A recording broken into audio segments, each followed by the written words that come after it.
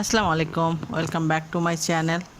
আশা করি আপনারা সকলেই ভালো আছেন আল্লাহর রহমতে এবং আপনাদের দোয়ায়। আলহামদুলিল্লাহ আমিও ভালো আছি। আজকের রেসিপিতে থাকবে গুড় দিয়ে নারিকেলের লাড্ডু। এই রেসিপিটা আপনারা খুব সহজেই তৈরি করতে পারবেন এবং আমি আপনাদের কাছে খুব সাধারণভাবেই দেখানোর চেষ্টা করেছি। দেখতে পাচ্ছেন বন্ধুরা, এই লাড্ডুটা কত লোভনীয় হয়েছে এবং এটা আপনারা একটু যদি চাপেন তবুও ভাঙবে না, কারণ এর যে টেক্সচারটা আছে খুব ঠিক আছে এবং খুব শক্ত আছে। বন্ধুরা, এই রেসিপিটা তৈরি করতে আমি খুব কম উপকরণ ব্যবহার করেছি। তাহলে চলুন দেখা যাক। এখানে আমি চুলোয় কড়াই চাপিয়ে দিয়েছি, দিয়ে দিব এখানে আমি গুড়। যেহেতু গুড় দিয়ে তৈরি করব, গুড়টা আমার 250 ছিল, ওটাকে আমি কেটে এরকম কুচো করে নিয়েছি। তারপরে আমি এটা কড়াইয়ে দিয়ে দিব। কড়াই কিন্তু খুব গরম হলে হবে না। এবং আমি এই পর্যায়ে চুলোর আঁচটা রেখেছি একদম মিডিয়াম টু লো হিটের মধ্যে। কোনো সময়ই এই পর্যায়ে চুলোর আঁচটা বাড়ানো যাবে না, নইলে কিন্তু আপনাদের গুড়টা নিচে থেকে পুড়ে যাবে। এই স্লো আঁচেই আমাকে গুড়টাকে গলিয়ে নিতে হবে। তবে আপনাদের যদি গুড়টা গলানো থাকে তাহলে আপনারা একসঙ্গেই গুড় এবং নারকেলটা অ্যাড করবেন কড়াইয়ে। গুড়টা আমার গলে গেছে।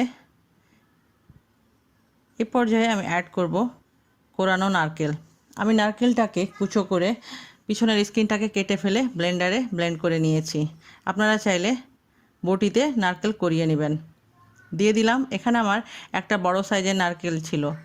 দিয়ে দিব এখানে তেজপাতা একটু ফ্লেভারের জন্য। চাইলে আপনারা গরম মশলাও অ্যাড করতে পারেন।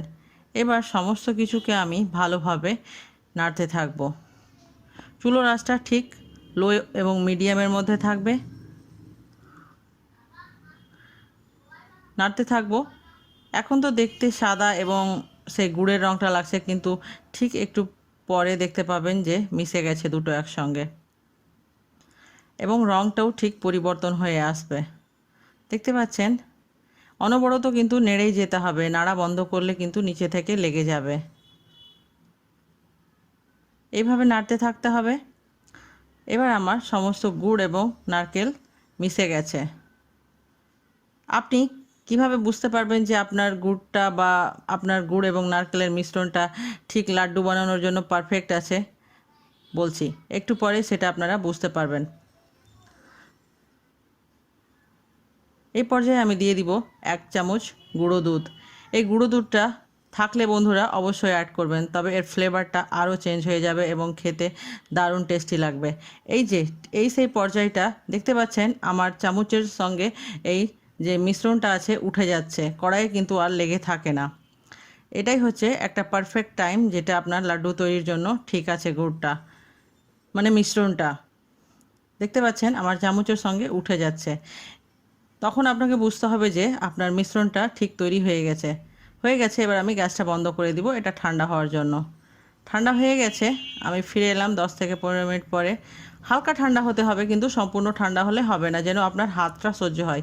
হাতের তলায় লাগিয়ে নিব একটু ঘি লাগানোর চেষ্টা করবেন, তবে দেখবেন একটা ঘিয়ের ফ্লেভার বা সেন্ট পাবেন। এভাবে এক হাত দিয়ে চাপবেন, তবে আপনার মিশ্রণটা ভাঙবে না কিন্তু, এবং দেখবেন যে ঠিক শক্ত হয়ে মুঠো হয়ে চলে আসছে আপনার হাতের শেপে। তারপরে 2 হাতের তলায় এভাবে লাড্ডুর শেপে নিয়ে আসবো বা গোল বল আকারে নিয়ে আসবো। দেখতে পাচ্ছেন, হয়ে গেল আমার একটা লাড্ডু তৈরি করা। আমি যতই চাপবো কিন্তু ঠিক অত সহজে কিন্তু এই লাড্ডুটা ভেঙে যাবে না। আবার আমি দ্বিতীয় লাড্ডুটা তৈরি করে নিব বন্ধুরা দেখতে পাচ্ছেন কত সহজভাবে আমি আপনাদের কাছে দেখানোর চেষ্টা করেছি। আমার এই রেসিপি আপনাদের কাছে কেমন লাগলো অবশ্যই আমাকে কমেন্ট করে জানাতে ভুলবেন না। ভালো খান এবং সুস্থ থাকুন। আপনাদের দুয়ায় আমাকে মনে রাখতে ভুলবেন না। এতক্ষণ আমার সঙ্গে ছিলেন, তার জন্য অসংখ্য ধন্যবাদ। আবার দেখা হবে নতুন কোনো একটা রেসিপির সঙ্গে। আল্লাহ হাফেজ।